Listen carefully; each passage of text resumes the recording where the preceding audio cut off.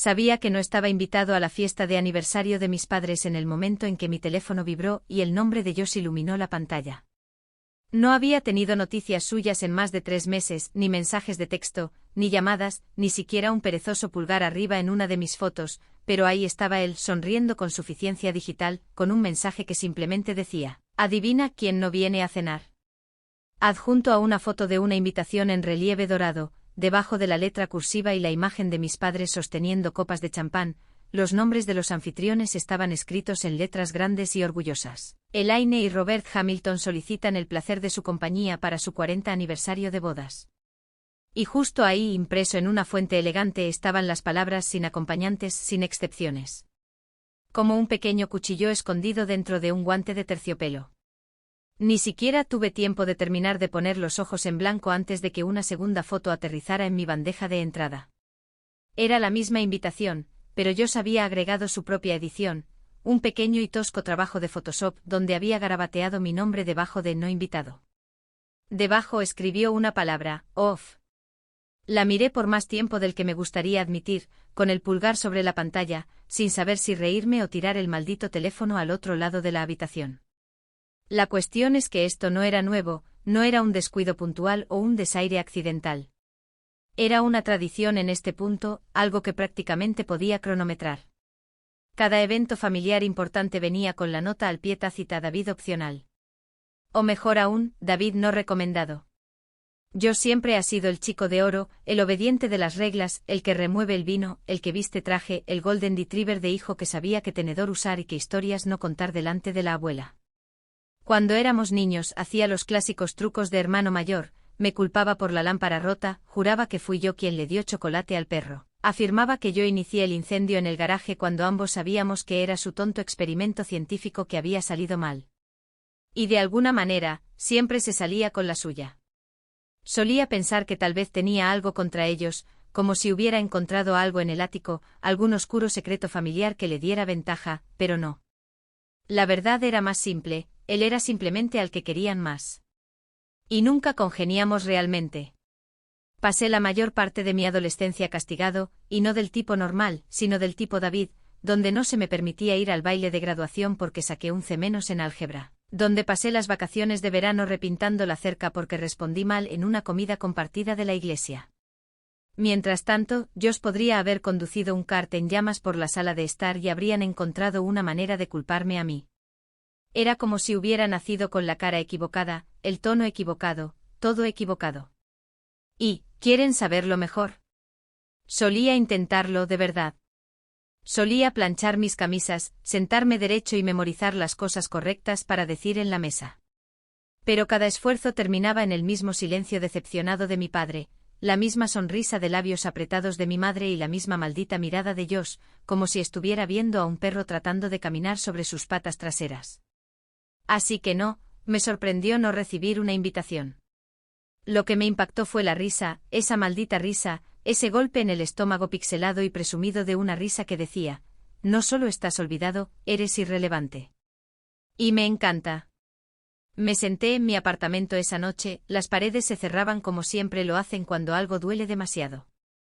Afuera podía escuchar a la pareja de arriba discutiendo de nuevo, probablemente sobre el alquiler, los platos, el sexo o la falta de él. Mi cerveza estaba tibia, la comida china para llevar estaba fría y mi teléfono estaba allí, burlándose de mí desde la mesa. Y entonces me di cuenta, no un pensamiento mezquino, no un pensamiento triste, sino uno claro, cristalino, como el hielo que se rompe bajo presión. Si no me querían en su pequeña fiesta perfecta, bien, pero eso no significaba que tuviera que quedarme en casa lamiendo mis heridas mientras ellos brindaban por 4 décadas de felicidad fingida y falso perdón. Abrí mi computadora portátil, busqué el nombre del lugar, Brookside Country Club, sábado 8 de la tarde, atuendo formal. Elegante, predecible. Por supuesto que elegirían ese lugar. Ese lugar era Josh en forma de edificio, pisos pulidos, mantelería blanca, aperitivos caros y la ilusión de clase envuelta alrededor de un núcleo hueco. Seguí desplazándome y luego lo vi, justo al lado, literalmente al lado. Allí estaba un granero para eventos privados, renovado, rústico, abierto para reservas. Tenía el tipo de ambiente que hacía que la gente dijera cosas como auténtico y real. Un poco tosco en los bordes, pero encantador de una manera que no necesitaba esforzarse demasiado. Mi cerebro comenzó a correr más rápido de lo que mis manos podían escribir. Hice clic en el formulario de contacto, ingresé mi información, presioné enviar. La confirmación llegó en menos de 2 minutos. Me recliné en mi silla y respiré hondo, mi corazón latía como si acabara de cometer un delito. Aún no sabía exactamente qué iba a hacer, pero una cosa estaba clara: si no era bienvenido en su mesa, construiría una nueva, justo al lado de la suya. Y la llenaría con cada persona que alguna vez fingieron que no existía. Veamos cuánto tiempo se quedaban sus invitados una vez que se dieran cuenta de que había una fiesta mejor al lado. La mañana después de reservar el lugar, me senté en la neblina tranquila de mi sala de estar con una taza de café amargo y una resaca que se sentía personal, como si mi hígado se hubiera unido al resto de mi familia en un esfuerzo coordinado para abandonarme. No me sentía exactamente triunfante, pero había algo hirviendo a fuego lento justo debajo de mi piel, una especie de energía vertiginosa y palpitante que no había sentido desde la universidad, cuando una vez llamé a mi profesor de filosofía y lo convencí de que su gato había ganado una beca. Pero esto no era una broma inofensiva, esto era deliberado, esto era un mensaje. ¿Y si iba a organizar una fiesta rival la misma noche, justo al lado de la sagrada celebración de la resistencia matrimonial y la perfección familiar curada de mis padres, lo iba a hacer bien? Hice una lista de la forma en que los generales dibujan planes de batalla, con nombres garabateados en tinta roja y flechas apuntando en direcciones salvajes, como si estuviera planeando un golpe familiar. Primero los obvios, las ovejas negras, aquellos de los que mis padres susurraban en voz baja durante las cenas, el tío Ron, que una vez demandó a su propio hermano por un bote de pesca, la prima Mindy, que se emborrachó en Navidad y le dijo a mi madre que su lasaña sabía a cartón bañado en arrepentimiento, y por supuesto, la tía June, el dedo corazón andante de la familia, que no había sido invitada a nada desde que llamó a mi padre pomposo idiota, delante de su sacerdote. Ellos eran mi gente ahora. Luego me puse creativo. Profundicé en los archivos de las disputas familiares. Me comuniqué con personas cuyos nombres no se habían mencionado en años, personas que habían sido editadas de la narrativa de Hamilton como malas notas de guión. Estaba Lauren, la prima hermana de papá, a quien le cortaron el contacto por casarse por debajo de su estatus. Estaba Ray, mi primo tercero, que una vez encendió un porro en el brunch de Pascua. E incluso Becky, la compañera de cuarto de la universidad de mi madre, que nunca la perdonó por acostarse con su ex y luego fingir que no sucedió. Cada uno de ellos contestó el teléfono como si hubieran estado esperando años a que alguien recordara que existían. Las invitaciones que envié no estaban impresas en cartulina gruesa y cara ni bañadas en perfume como las que mis padres enviaron por correo con sus presumidos plazos de RSVP. No, las mías fueron directas y sencillas: mensajes de texto, llamadas telefónicas, algunos mensajes de Facebook con un toque de sarcasmo y honestidad. Les dije exactamente lo que estaba pasando: mis padres estaban dando una fiesta al lado y yo estaba dando la mía, una noche para los olvidados, los rechazados, los incluidos en la lista negra y los ruidosos. Vengan como son, traigan a quien quieran y usen lo que sea que los haga sentir vivos. Y no me detuve ahí. Contraté un camión de comida que se especializaba en sándwiches gourmet grasientos y nachos cargados. Reservé una banda de blues que recordaba de un bar de mala muerte en Tempe, ruidoso, conmovedor y tremendamente inapropiado para el ambiente de un club de campo. Traje a una amiga mía que solía trabajar en iluminación para pequeñas producciones teatrales y se ofreció a instalar iluminación ambiental y luces de cadena alrededor del granero que harían sonrojar a un tablero de Pinterest. Incluso pedí vino barato pero satisfactorio a granel a un mayorista en línea sospechoso y le compré 30 sillas plegables a un tipo llamado Clint que podía o no estar dirigiendo una especie de mafia de sillas desde su garaje. Ahora bien, pensé que si invitaba a 10 personas y cada una de ellas traía a 2, serían como 30 personas, lo que en mi cabeza sonaba como suficiente para hacer algo de ruido sin causar un disturbio a gran escala. Y estaba siendo conservador con esa estimación. Está bien, sí, sé que las matemáticas no cuadran. Adelante, déjenme un comentario diciéndome que soy un idiota. Esperaré. La noche anterior al evento apenas dormí, no porque estuviera nervioso, sino porque no podía dejar de imaginar el momento, aquel en el que Josh mira desde la pared de cristal del salón de baile, levantando su champán caro y ve una multitud de inadaptados bailando bajo luces de cadena y comiendo nachos en platos de papel, riendo más fuerte de lo que su discurso de padre del año jamás podría esperar. No necesitaba eclipsarlo, solo necesitaba ser visto. Cuando llegó el sábado, el sol se puso como si supiera que algo estaba a punto de suceder. Me vestí sin ceremonia, jeans oscuros, camisa negra abotonada, mangas remangadas hasta los codos. No buscaba algo elegante o formal, buscaba algo sin complejos. La gente empezó a llegar temprano. Primero un par de primos que apenas reconocí. Luego el tío Ron con una camisa hawaiana, un paquete de 6 cervezas debajo de un brazo y una mujer de la mitad de su edad del otro. Pronto el estacionamiento de grava afuera del granero estaba lleno, los faros alineados en el campo como un autocine. Voces y risas se convertían en un zumbido bajo y gutural que me dio escalofríos. Salí a tomar aire y lo vi, el salón de baile principal justo al otro lado del seto, iluminado como el sueño febril de una persona rica, candelabros de cristal, altas columnas blancas, gente caminando con copas con tallos demasiado largos para un uso práctico. Y luego lo vi a él Lajos de pie cerca del cristal, con el traje perfectamente planchado, una mano levantada en un brindis. Sus labios se movieron y la multitud adentro se rió como si hubieran sido entrenados para hacerlo. No podía oírlo, pero no tenía por qué hacerlo. Conocía ese discurso, lo había escuchado una docena de veces, las historias curadas de la infancia, la jactancia humilde sobre Harvard, la frase final sobre cómo la familia lo es todo. Parecía presumido, parecía a prueba de balas. Pero luego me di la vuelta y volví al granero. Y justo cuando abría las puertas, la música sonó, la guitarra de blues gritaba a través de los altavoces, la gente vitoreaba, alguien abría una botella con una risa lo suficientemente fuerte como para resonar en todo el campo. Que comience la noche. Comenzó como un pequeño temblor, apenas perceptible a menos que estuvieras realmente prestando atención, como la primera vez que escuchas el crujido de un árbol antes de que se derrumbe. El granero estaba lleno ahora, vibrante de vida de una manera que no había visto en una reunión familiar en años, tal vez nunca. Había botellas de cerveza tintineando contra las mesas plegables, la gente empezaba a bailar sin las rígidas formalidades de un vals coreografiado y alguien, probablemente el primo Andy, había instalado una antigua máquina de karaoke que chillaba cada vez que el micrófono se acercaba demasiado a los altavoces. A nadie le importaba. Esa era la belleza. No estábamos allí para impresionar a nadie, estábamos allí para existir exactamente como éramos, sin disculpas ni actuaciones. Me paré cerca de la pared trasera del granero, donde las puertas estaban abiertas y el aire nocturno entraba fresco y silencioso, con olor a hierba y colonia barata. Alguien me entregó un vaso de plástico con algo peligrosamente rosa adentro. No pregunté qué era, solo bebí y observé como una chica que no reconocía, probablemente la novia de alguien o el ligue de alguien más, bailaba descalza sobre una paca de heno mientras gritaba la letra de una balada de rock de principios de los 90.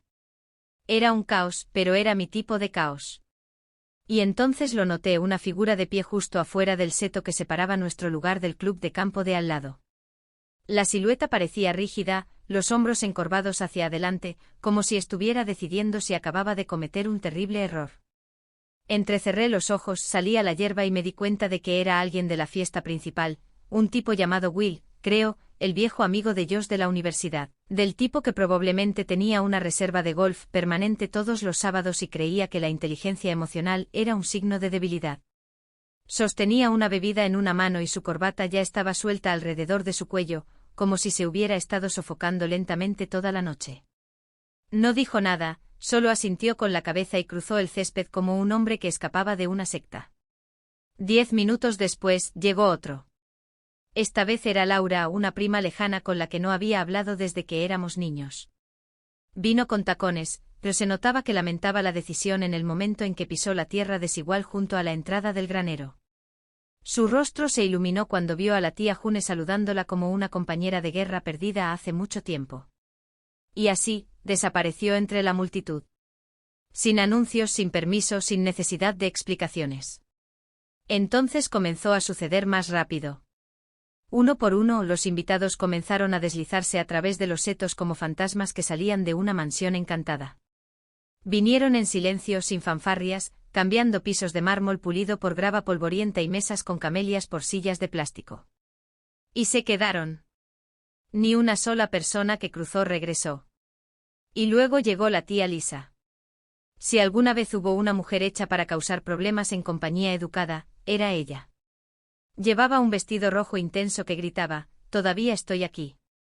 Y sostenía una copa de whisky medio llena como si fuera un arma y una carta de amor. La habían vetado de la mayoría de las funciones familiares después del infame incidente del brindis en el velorio del abuelo, donde pronunció un discurso tan honesto y tan brutal que 3 tías se fueron llorando y mi madre no le habló durante un año entero. Verla cruzar el seto fue como ver a un personaje de una obra salir del escenario y empezar a hablar directamente con el público. Me miró, levantó su copa y dijo, que dije que este lado de la familia se divertía más. Luego entró directamente al granero y recibió una ovación de pie antes de que sus tacones tocaran el piso de madera. La música seguía sonando más fuerte ahora, como si se alimentara de la energía de esta creciente rebelión. La risa resonaba en oleadas del tipo que provenía de personas a las que finalmente se les permitía decir lo que habían callado durante demasiado tiempo. Alguien encendió una hoguera afuera usando una pila de periódicos viejos y lo que estoy casi seguro de que era líquido para encendedores caducado. No los detuve. En todo caso, les di fósforos. Y entonces lo vi a Josh. Salió al patio del club de campo como un hombre al que acababan de informar que sus acciones se habían desplomado. Estaba solo, sosteniendo su teléfono en una mano y escaneando el césped como si no pudiera creer lo que estaba viendo. No parecía enojado, no al principio. Parecía confundido como si alguien hubiera cambiado las reglas del juego y se hubiera olvidado de decírselo. Caminó hasta el borde del patio y se detuvo justo detrás del seto recortado que servía como un cortés dedo medio botánico entre los dos lugares. Durante unos segundos no se movió, solo se quedó allí, con los ojos fijos en las luces brillantes del granero, la risa, el humo que se elevaba hacia el cielo y las siluetas de personas que se suponía que nunca importarían. Sus labios se movieron ligeramente como si estuviera hablando solo, tratando de calcular cuántas personas faltaban de su lado. Y luego caminó lento, deliberado, de la forma en que alguien podría acercarse a una escena a la que no fue invitado, sin saber si está entrando en una trampa o en un ajuste de cuentas. Sus zapatos crujieron en la grava y cada paso se sintió como un redoble en mi pecho. Me quedé junto a la entrada, viéndolo cruzar la línea invisible que habíamos trazado entre dos versiones de la misma familia. No habló mientras se acercaba, sus ojos estaban oscuros y legibles, como si no estuviera seguro de si golpearme o acercar una silla. No sonreí y no me inmuté. Se detuvo a unos metros de distancia, la música resonaba detrás de mí, el parloteo y el tintineo de vasos, un ritmo constante de bajo. Me miró como si fuera un extraño que le hubiera robado las llaves de su casa. Y luego, sin decir palabra, pasó junto a mí y entró al granero. No dudó ni una vez que sus pies cruzaron el umbral, como si supiera exactamente a dónde ir y a quién culpar. Y fue directo a través de la multitud con el tipo de hombros tensos que le decían a todos los que estaban cerca que se apartaran de su camino. La gente se hizo a un lado instintivamente, sorprendida por el repentino cambio de atmósfera. Y la risa que había estado flotando tan libremente en el aire un momento antes se atenuó en un murmullo bajo, como si incluso la música se hubiera apagado por respeto a la confrontación que claramente se avecinaba. Josh nunca fue del tipo que hacía una escena, al menos no en público, pero eso lo empeoraba, porque cuando lo hacía, sabías que significaba que se había quebrado. Yo estaba de pie junto al refrigerador de cerveza, en medio de una conversación con la tía June sobre cuántas personas habían cruzado del evento principal, cuando lo vi venir. Sus ojos se abrieron ligeramente y retrocedió sin decir palabra, dejándome solo para saludar al príncipe coronado de la familia convertido en verdugo. ¿Qué demonios crees que estás haciendo?, preguntó Josh, sin siquiera molestarse en saludar. Su voz cortó la charla como una cuchilla sobre vidrio, aguda y furiosa, con el suficiente control performativo como para hacerte saber que aún no lo había perdido por completo. No respondí de inmediato. Solo lo miré, realmente lo miré, porque en ese momento ya no veía al chico dorado con smoking. Veía a mi hermano, el mismo niño que solía esconderse detrás de nuestra madre cuando tenía miedo, el mismo chico que se rió cuando reprobé mi examen de manejo, pero que en secreto me llevó a dar vueltas después hasta que aprobé. Y lo admito, sentí un destello de culpa, pero se desvaneció tan rápido como llegó porque esto ya no se trataba de la infancia. Se trataba de años de ser tratado como el polvo debajo de la elegante alfombra de su sala de estar. ¿Te refieres a la fiesta?, pregunté haciéndome el tonto, no porque no supiera a qué se refería, sino porque quería ver hasta dónde llegaría. Tendrás que ser más específico. Están pasando muchas cosas esta noche. Se acercó con el rostro enrojecido y los ojos brillando con una especie de rabia herida que dejaba claro que esto ya no se trataba solo del lugar. Planeaste esto para avergonzarlos, dijo con la voz baja ahora, pero aún peligrosa, el tipo de tono que usa la gente cuando apenas se contiene. ¿Para avergonzarnos a todos? En realidad, dije tomando un sorbo lento de mi vaso, no porque tuviera sed, sino porque sabía que lo haría rechinar los dientes. Tenía la impresión de que no estaba invitado. ¿O me perdí mi invitación dorada en el correo? ¿Sabes por qué no te invitaron?, espetó más fuerte esta vez, atrayendo algunas miradas curiosas de los invitados cercanos que claramente habían comenzado a escuchar a escondidas. ¿Así?, pregunté con las cejas levantadas en fingida inocencia. Ilumíname, Josh, porque hasta donde yo sé, mamá y papá simplemente decidieron que no era lo suficientemente bueno como para sentarme a la mesa familiar. Debe haber sido por toda esa decepción que causé, ¿eh?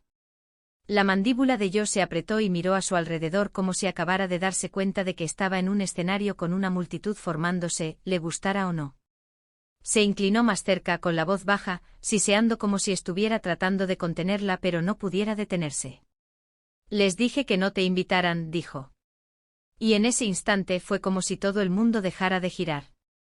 Durante medio respiro ahí estaba, la verdad, desnuda, fea y humeante entre nosotros como basura fresca en una acera caliente. Debería haberme sentido reivindicado, debería haberle tirado mi bebida a la cara o haberme reído, o tal vez simplemente haberme alejado como si hubiera ganado algo. Pero en cambio solo lo miré porque aunque lo había sospechado durante años, aunque lo había sentido en cada llamada telefónica fría y en cada silla vacía en cada mesa, escucharlo en voz alta era algo completamente distinto. ¿Qué dije? No porque no lo hubiera escuchado, sino porque necesitaba que lo dijera de nuevo, necesitaba que le llegara que las palabras eran reales. Les dije que no te invitaran, repitió más fuerte esta vez, con los hombros cuadrados como si estuviera defendiendo un crimen de guerra. Les dije que sería mejor sin el drama, sin tú. Siempre lo haces todo sobre ti, y no quería que tuvieran que lidiar con eso en su día. El silencio que siguió no fue fuerte, pero sí profundo, un tipo de silencio que se asentaba en los huesos, que dejaba a la gente sin aliento y sin saber si seguir mirando o apartar la mirada. Y entonces, desde el otro extremo del granero, una voz interrumpió, suave pero distinta, que alguien le dé un micrófono a este hombre. Era la tía Lisa, de pie junto a la mesa de refrigerios con su teléfono ligeramente levantado, la pantalla brillante, la cámara claramente grabando. Y entonces alguien más empezó a reír, luego otro y otro, no porque fuera gracioso, sino porque era ridículo, porque este hombre había entrado aquí lleno de ira y rectitud, y había entregado la confesión como un maldito villano de comedia leyendo un guión. Josh palideció y por primera vez en toda la noche vi miedo en sus ojos, no miedo a mí, sino miedo a ellos, a la gente que nos rodeaba, a la fiesta que había crecido más allá de mi control, a la verdad que se había escapado y ahora andaba suelta en el mundo sin correa ni bozal. Trató de decir algo más, trató de retractarse, de explicar o de salvar lo que quedaba de su pulida imagen pública, pero ya era demasiado tarde. Acabo de subirlo, susurró alguien detrás de mí. Facebook, vídeo completo. Etiquetó a su mamá también. Josh lo escuchó, lo sé. Y se quedó allí, congelado en medio de un granero lleno de las personas que había tratado de borrar, mientras el resto de nosotros veíamos como las fichas de dominó comenzaban a caer en tiempo real. No sonreí, no dije ni una palabra, porque a veces la mejor venganza es dejar que la verdad hable por sí sola. No tardó mucho en comenzar la lluvia radiactiva, del tipo que no es fuerte ni explosiva, sino lenta y sofocante como humo que se filtra por debajo del marco de una puerta antes de que alguien note el fuego. La gente dice que la verdad te hará libre, pero rara vez mencionan cómo puede destripar una habitación antes de hacerlo. Después de que la confesión de Josh llegara al grupo familiar de Facebook, se extendió como sangre en el agua atrayendo clics, comentarios y reacciones de todos los rincones del árbol genealógico, primos terceros olvidados, tíos y vecinos que no tenían por qué leer nada de eso, pero lo hicieron de todos modos. Y a medida que las pantallas se iluminaban con el escándalo, la tensión dentro de ese granero se espesó hasta el punto en que prácticamente se podía masticar.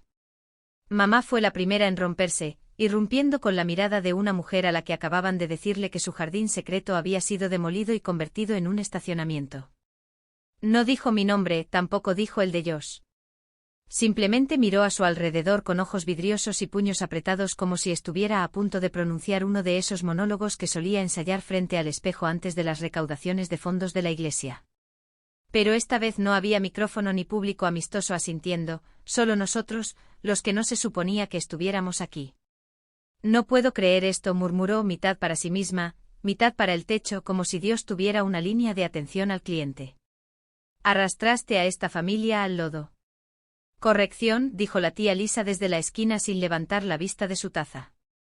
Ya estaba allí. Él simplemente encendió las malditas luces. Papá la siguió más lento y silencioso, como siempre lo hacía. No dijo nada, simplemente miró a su alrededor como si estuviera revisando mentalmente las salidas y deseando en silencio poder estar en otro lugar. Cuando nuestras miradas se encontraron, apartó la vista rápidamente como lo hace alguien cuando se cruza con un viejo error en el pasillo de un supermercado y finge no darse cuenta. Siempre había sido mejor en el silencio que en el habla. Era su superpoder y su maldición. Josh, por su parte, no dijo mucho después de eso. Se quedó a un lado como un hombre que veía su propio accidente automovilístico en cámara lenta, dándose cuenta demasiado tarde de que los frenos se habían cortado hacía años. Cada intento que hacía por hablar se encontraba con miradas de reojo y espaldas rígidas.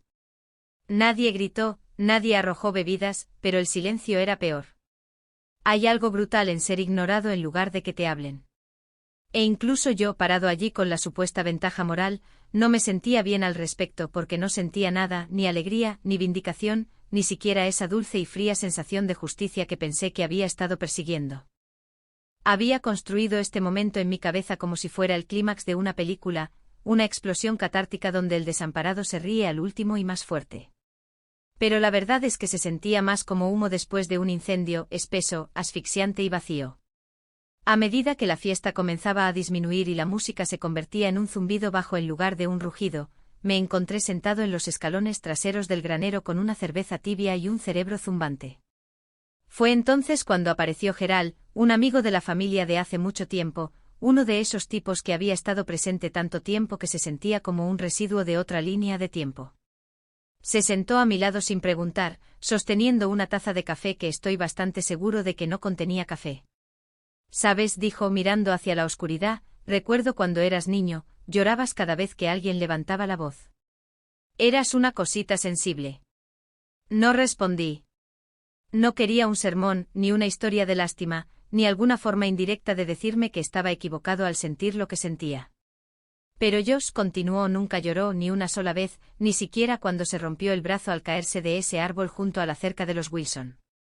Simplemente se levantó con los dientes apretados, los ojos como de cristal, y esperó a que alguien le dijera lo que había hecho mal. Eso me llamó la atención.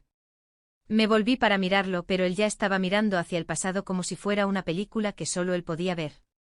Creo que tus padres, creo que pensaron que te estaban protegiendo, dijo.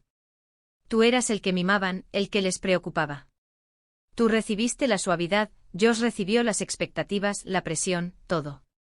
Quería negarlo, quería decir que no era así, que yo era el que estaba excluido, dejado de lado, olvidado, que Josh recibió los elogios, el centro de atención, la infancia de niño estrella dorada y las fotos de graduación.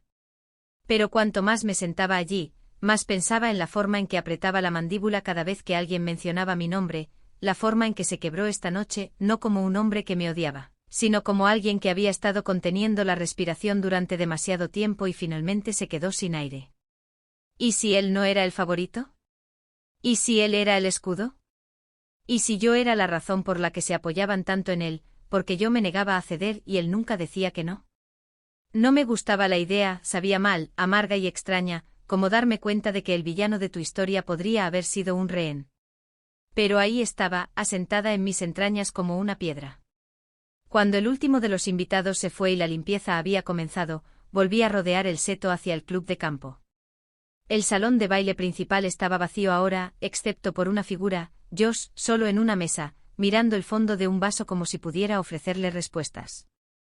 Parecía mayor de lo que parecía horas antes, cansado, desinflado, solo un hombre que se había quedado sin cosas que defender. No entré, solo me quedé allí, más allá del cristal, observándolo como se observa algo importante desde la distancia, sin poder alcanzarlo, sin saber si siquiera debería hacerlo. Finalmente levantó la vista y nuestras miradas se encontraron a través del cristal, dos hermanos separados por todo lo que creían saber. Sin palabras, sin gestos, solo esa mirada. ¿Quién ganó? Demonios si lo sé.